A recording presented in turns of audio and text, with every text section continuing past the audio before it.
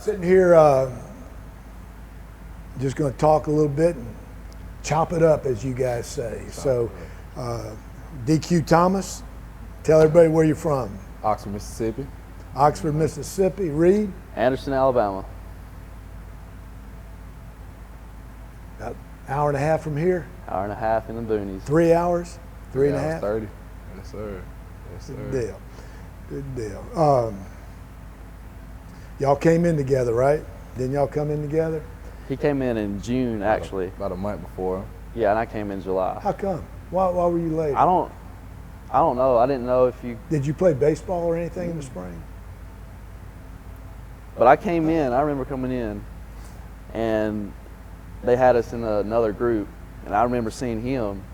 I was like, oh my gosh. I said, I thought you were the safety or something. That's when you had that gold chain. Yeah, I used to Around work out your with the head. chain around my head. I said, remember what that. did I get into, man? This is a different environment, but I guess back then, maybe it was we were bringing guys in at different times. Only like I bet 5 your of mama, us. you came in June because she was ready to get you out of the house. Probably so, Coach. I bet she that's was ready what to it get me was. with you, Coach. Yeah, she was ready to get you out of the with house, and yours wanted to keep you a little bit longer. yeah, just a little bit longer. Yeah. What's your hobbies outside of football, Reed? What you got? Well, now I'm a huge golfer and video You ain't gamer. good? No. And terrible. video game, you said? Yeah. Lord have mercy. I'm terrible at golf. So we went down to Florida this past, I guess, couple weeks. And one of my friends down there, his granddad owns a golf course, so we go down there for free, whatever. But anyways, we got out there, hit the range for like an hour. That was my first mistake. Get out there in hole 1, top my ball. I said, this is not going to be a good day. Every ball I hit after that, either went left, right, or right in front of me. I said, I'm done. Played like 8 holes and left. Florida courses, they're pretty narrow now. You can't go find them balls now. They got snakes everywhere. They got alligators, Gators. too. How about you, DQ? You got any hobbies? I like being outside, Coach. I go fishing a lot. Do you like to fish? I actually fish Are you a lot. I know you can't saltwater fish around here, but do you like saltwater? No, I've never been before. That's something I like Yeah. to try. It's something I like to try. Cody Smith, linebacker on the team, he actually introduced me into golf like last year. So, I got some clubs now.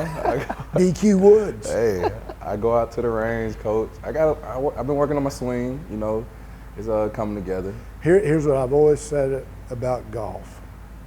Unless you're a professional, we don't practice golf. We go play. And to me, I've always said, if you can see it after you hit it, it was a good shot. Whether it goes 2 feet in front of you or 300 yards down the fairway. Yeah. As long as you can see it, it was a good shot. You're right.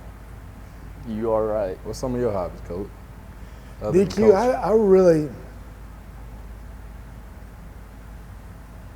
I really don't, I like cooking outside. I don't like cooking inside. I can't cook inside.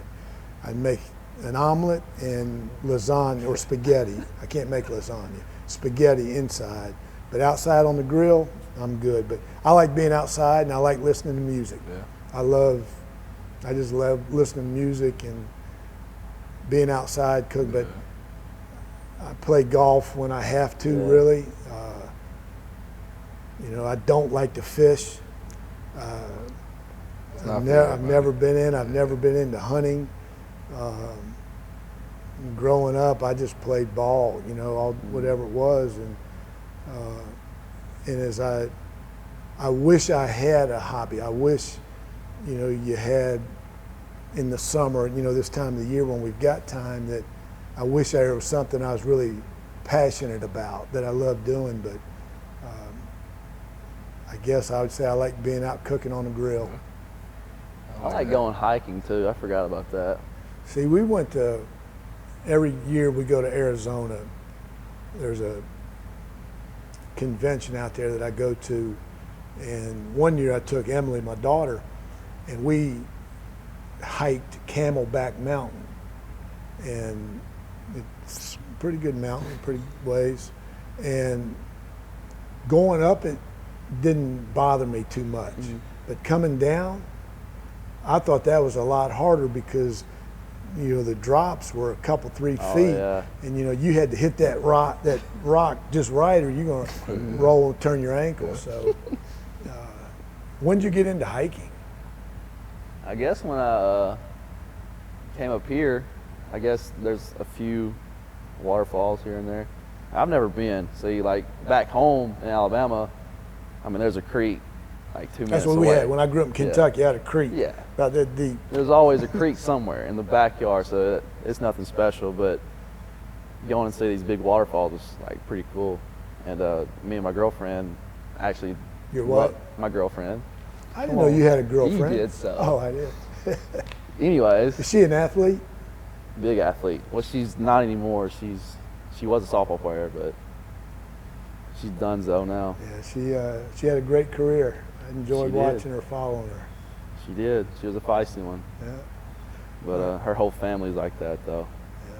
So, anyways, yeah, she got me into it. She liked going out and outdoors, and I guess it's one of our hobbies, if you say so. Are you guys superstitious? Are you superstitious before a game or anything? Yeah.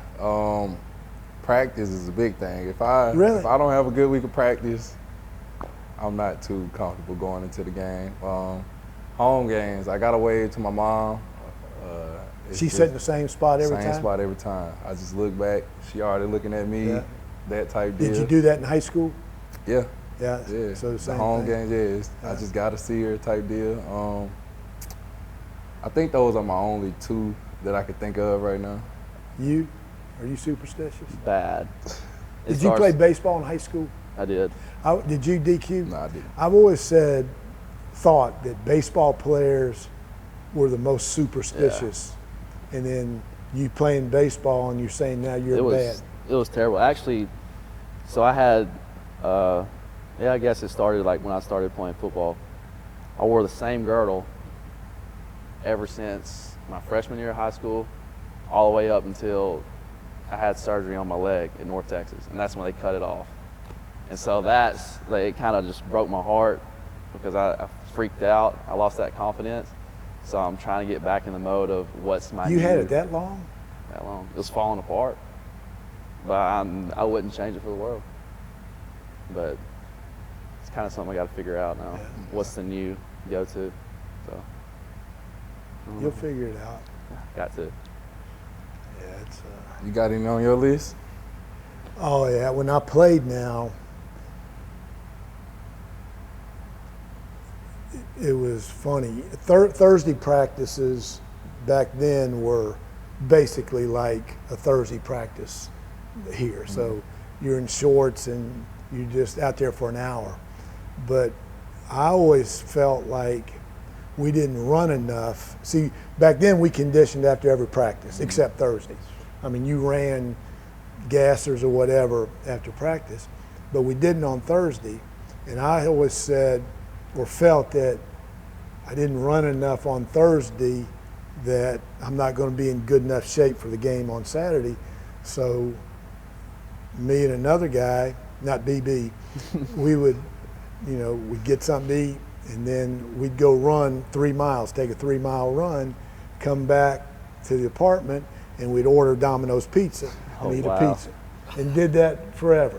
And then as a coach, it's more, you win, you remember, I put my left sock on first, put my left shoe on first, I put my right shoe on first. I do the same thing, wear the same underwear, the same shirt, whatever, eat the same thing that week. If I ran 3 miles Monday and I was going to run 3 miles the next Monday. If I ran 1 mile I was going to run 1 mile. So I just tried to do the same thing that I did, but those were my. It just seems weird if you don't do it, you know. If you mess up and put your left shoe on first, it's like, what did I just do? I just broke it. So you hear those stories, basketball coaches, wear the same tie or the same suit, during basketball.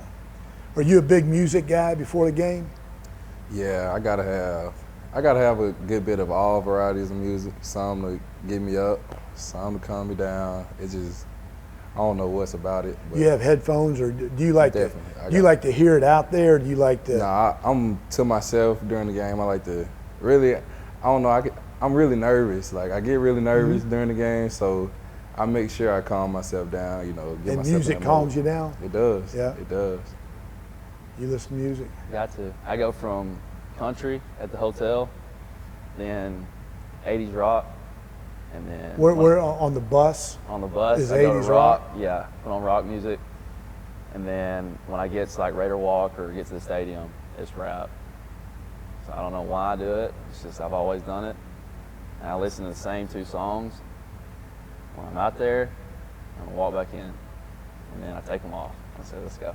It's game time." It's weird. It's another superstition, but you gotta do what you gotta do.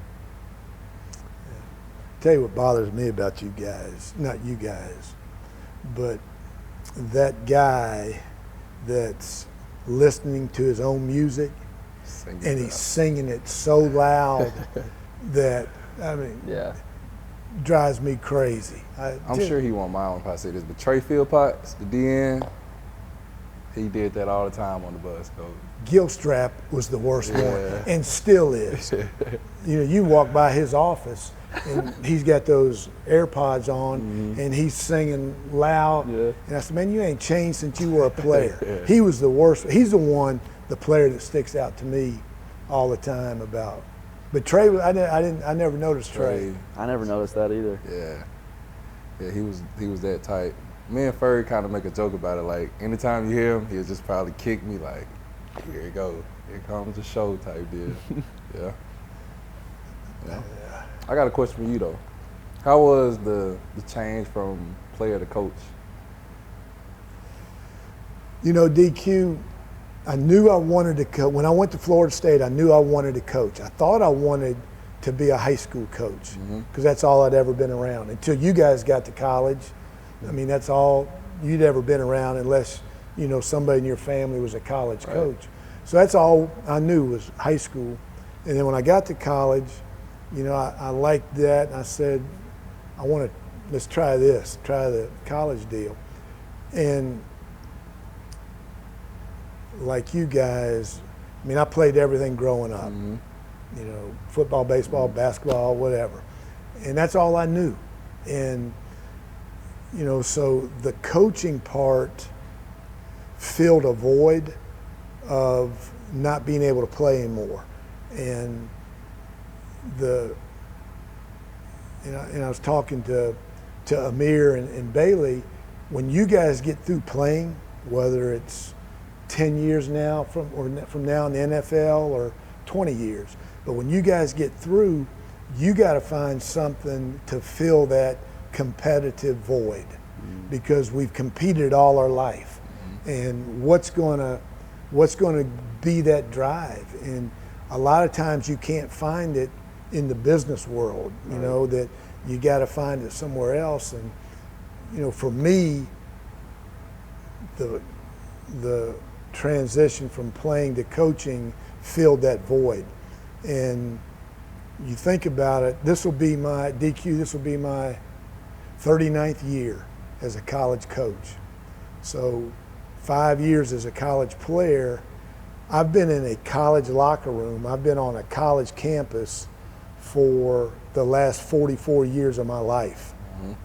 Okay, and you've heard me say that you're not going to miss practice, you're not going to miss the weight room, you're going to miss the locker room, you're going to miss your friends, your brothers, the guys you came in with, you know, and did everything together. And I've never lost that. I've had it. Yeah, it's been a different locker room, but it's still, you know, I feel like I'm one of you guys, you know, and so it's fulfilled me in that sense that I still get to be around young people and do something that I'm passionate about and that I love. So, and again, my first job was 6 months after I graduated. So I go to Bethune-Cookman, and you're a senior. I'm a year older than you, you Yeah. know, and you know, It's crazy. you know, 2 years older than the junior, you Uh-huh. know, and so just learning everything. But it's, do you want to coach? I want to give back in some type of way. How about you, Reed? Do you want to kids. coach? I wouldn't mind it. It's just I gotta transition myself to like I'm so used to like how do I explain this? Like it's hard for me to talk down, like trying to teach somebody like a lot of things like in my language, because like I've learned from Coach Shafe, like the way we talk to each other is like kind of like higher learning, and then I'm trying to talk to like a freshman. That's what is kind of it's hard for me right now, and that's what kind of is. Yeah. You know, If you're a teacher, if you go teach 5th grade, if you're a high school coach, if you're whatever, if it's me, when you're talking to a position group or your classroom, I've always been taught that you've got to talk to the lowest learner, you know, because if I wasn't smart enough to go to Harvard, but if I've sat in Harvard classroom, there's no way I would understand what those teachers were talking about, because shoom, it's way over there. And same, like you're saying, you know, you can talk to DQ right. about scheme, about stuff, but Jacoby Thomas, who just got here, you can't talk to him like that. Okay? Just like you can't talk to Zabrian Harden, who just got here. I mean, you got to take Right. baby steps and raise them almost, and then they've got to experience it as well. So I get what you're saying. Yeah. But I got a question. So like in on the field, in the locker room, I know you're a quarterback, but were you always that guy that was a vocal guy, or were you like, get it done, look at me, like I'm the role model, instead of like the vocal guy, like, you know, Mansell was a vocal guy. yeah, He was just get stuff done. And man, lead by example. Malik said more during stretch than I did in a year. No, and again, no, I was more, anything vocal was more of an encouragement. Let's go. I tried to lead by the work ethic, trying to be the heart. And we didn't have this in the summer. Right. We went home for the summer and had to do everything on our own. You know, so I always wanted to make sure when I came back that I was in the best shape of anybody. And the winter workouts, so I tried to lead by example, by a work ethic, and then I always did better one-on-one. Hey, Reed, you can't stay out all night and come to practice. Hey, DQ, you know, you're better than that. You know, Right, sir. you know, I know you got to work hard. People are looking up to you. You got to work harder than that. I would do that more one-on-one than I was never a rah-rah guy other than, come on, you know, let's go. Yeah. So how would you transition that? Like, how did you transition into the coaching part? Because I know you need to be a lot more vocal in that, and that's what kind of scares me away from that, because I'm not a big vocal guy. Like, I just started to be a little bit vocal, you know, 2 years ago. I think the big thing, Reed, is you've got to be yourself, and you guys are too smart that you know when somebody's trying to be something that they're not. Right. And I've always said that you gotta, you know, you've got to develop a relationship first.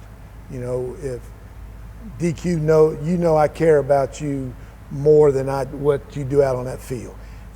But if you think all I care about is what you do on that field, you know, you're not going to listen to me. So to me, and I've always said some of the loudest coaches are the worst coaches because they just yell and scream and they're not, you don't know what the heck they're saying. So, but to me, it's you've got to develop that trust first, that you guys have got to know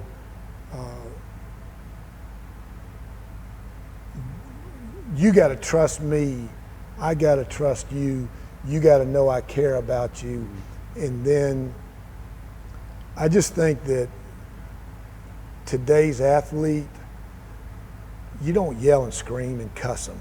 You know, to me, those kind of talks don't motivate anybody. I think one-on-one talks or talk to you as a man and just da-da-da-da-da, those have a bigger impact than, you know, a yelling, screaming, cussing, you know, rant. Because you guys turn that off and you're not going to listen to it. Right. You know, and that's one thing like I like about you is that your door is like always open, and you can stop in whenever. You can talk about whatever you want, man to man, like you said. Like, that goes a long way. Not just for me too. And I'm sure it goes a long way for everybody else too. And Coach Bowden, he was like that. We could go talk to him, and that's where I learned it from. I've been around other coaches in my career that you couldn't. If I was the DB coach and you wanted to talk to the head coach, you had to come tell me what you wanted to talk about. I had to go to the head coach and say, hey, Reed wants to talk to you about this. Hey, DQ wants to talk to you about this. All right, Reed, he said you can come in there tomorrow at 1 o'clock. Okay, DQ, he said he'll talk to you at 10 o'clock tomorrow. You know, and I always despised that. And, you know, so, but I guess I learned it from Coach Bowden, my coach. And I hope you guys, you know, whether you go into coaching, you're a CEO of a company or whatever, that your employees, people that work for you, to me, you've got to have that open door where they can, you know, come talk to you because you got to be able to communicate. Right. If you weren't a coach, what other job would you like to have? You know, I've been asked that a bunch. My two favorite things to do outside of coaching is washing cars. I love to detail a car. I mean, I'll spend a Saturday or Sunday just 3 hours, just, you know, get a toothbrush and get the wax out of the cracks and I just love it. I love doing that. And then I love yard work. I love cutting grass. Now, I don't know how to, you know, fertilize, make it grow and all that stuff, but you put me on a mower, I'll cut that sucker, and lines are going to be straight. You know, I just love cutting grass and detailing cars. But my first one would be, I've always wanted Stock's detail shop. I like it, man. So when you guys make it big, you make all that NFL money, you come and say, hey, let's open up this detail shop. I'm about it, man. For sure. I'm about it. For sure. I can do That's that, cool, sure. though. I never would have thought of that, honestly. I knew you liked washing cars. I mean, I love it. I mean, and it started in college. And we had a former player, and he'd sit out there in the parking lot, or a former teammate. He'd sit out there in the parking lot and clean his, and I'd sit there and watch him, and he'd get that toothbrush out. So satisfying. Oh. Yeah. That's what, you know, especially because I keep a car forever, but, you know, I'd always say, I know it looks like a 21, but it's really a 12, you know. Yeah. I like that, Coach. So, but it goes back to you. That would probably be a hobby of mine. Yeah. Washing a car. Yes, sir. Yeah. Yes, sir. Washing a car, I enjoy that. That's a hobby, I guess. Not and too I many see all people these little like detail that. shops popping up, and because I've taken it to a detailer before, and I said, man, I paid you that much money, and you didn't do this. And it just makes me mad. Yeah. Well, that's cool, though. That's real cool. Anything else you got for us, Coach? Anything else you got for us? Yeah. What's your favorite part about football? What do you love about football? I guess just everything that come with it, Coach. The traveling, the people. Like, when I was younger type deal, I always like had a cousin that played, and I always just sat on the sideline like, man, this like I'm 8, he playing 7 and 8, he out there. I'm like, man, like, I don't know, I just didn't have as much as him type deal. So I started playing, started experiencing it. It just gave me so much, I just can't let it go type deal. So I guess like everything it give me. But you? I guess the grind of playing and like the stuff you learn as you go. It's just not all about your physical stuff. It's not how fast you can run. It's more of, can you get through, tough days? Can you compete with somebody every day? Can you win a spot at practice every day? It's just something that's always teaching you a lesson. Like, you make a mistake, you learn from it. You don't pout about it. That's what I figured out. You can't sit and mope around about it. You got to say, okay, I messed up, on to the next thing. And that goes in life too. You messed up, fix it, and move on. You can't look in the past every day. I think football is the greatest team sport there is. Definitely. And basketball may say them, baseball may say them, but there's 5 basketball players. There's 9 baseball. We got 11 over here and 11 over here. Yeah. And just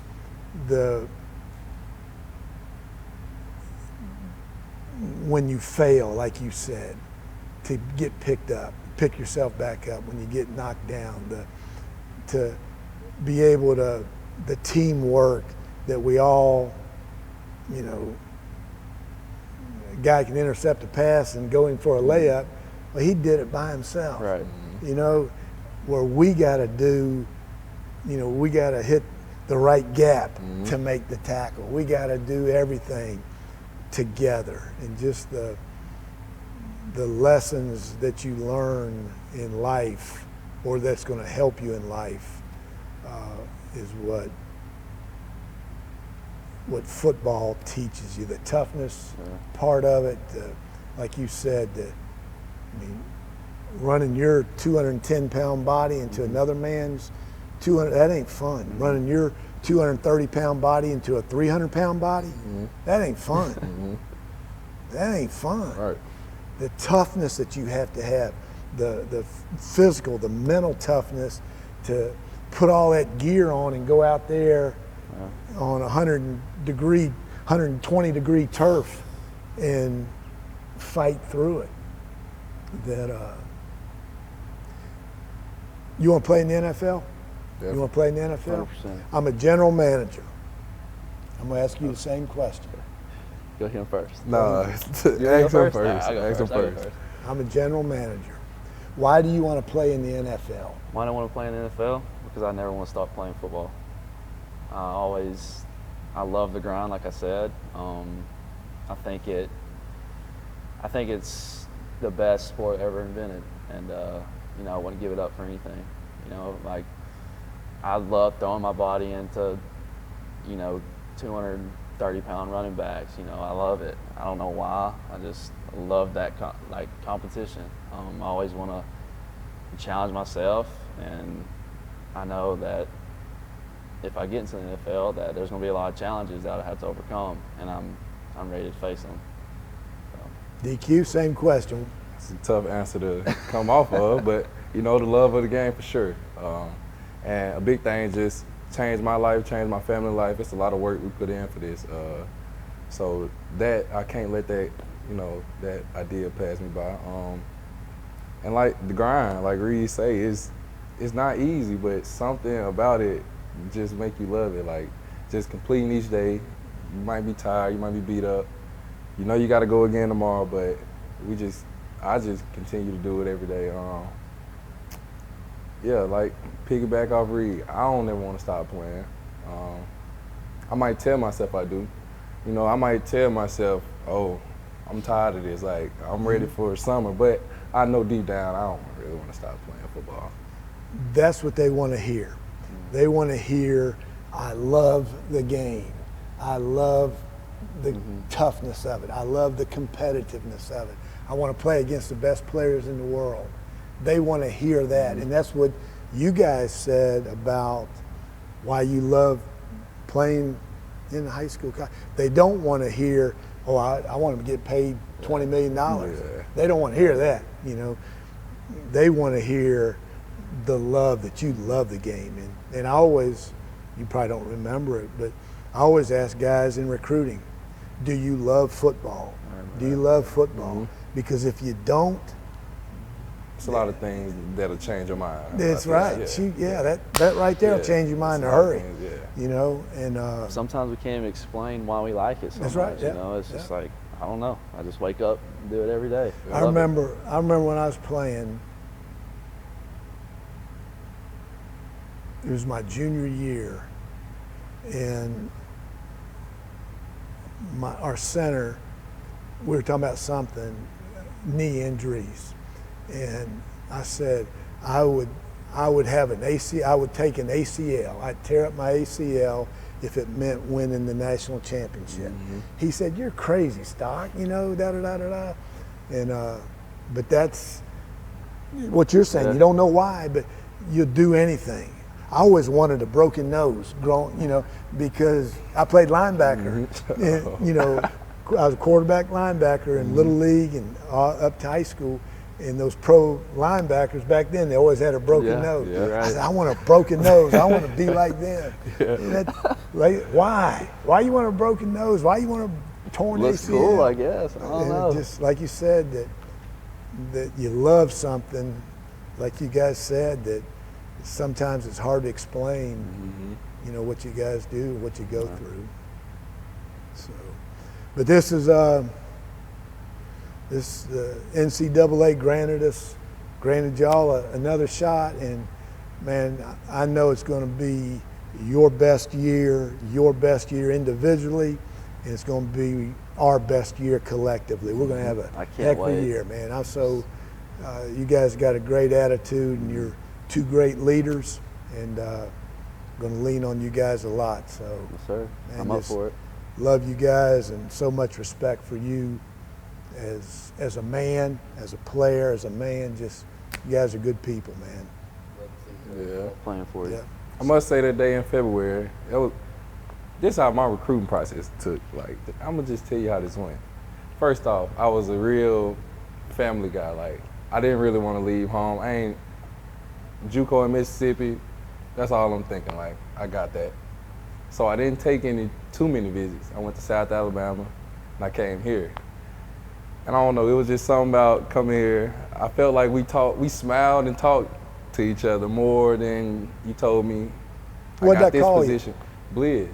How come? I can't forget it. DQ. DQ. Dairy Queen. I You said, say you get a Blizz. You're Blizz. You're I Blizz. didn't know that. From the That's first cool. day. If you look at my phone, I still got, if I look up DQ in my, what's that called, contacts? Yeah. If I look Blizz. up DQ Blizz. contacts, DQ Blizz Oh, Thomas. my God. It's there. But right then, Coach, I knew this was what I wanted to be. You know, my mama kind of finalized it. I love your mama. Your mama. Yeah, she finalized it for me, Coach. That's good. So Thank you for everything, Coach. let's go. We're gonna have us a great year. It's gonna be a lot of fun Definitely. and create some great memories for y'all to go out on.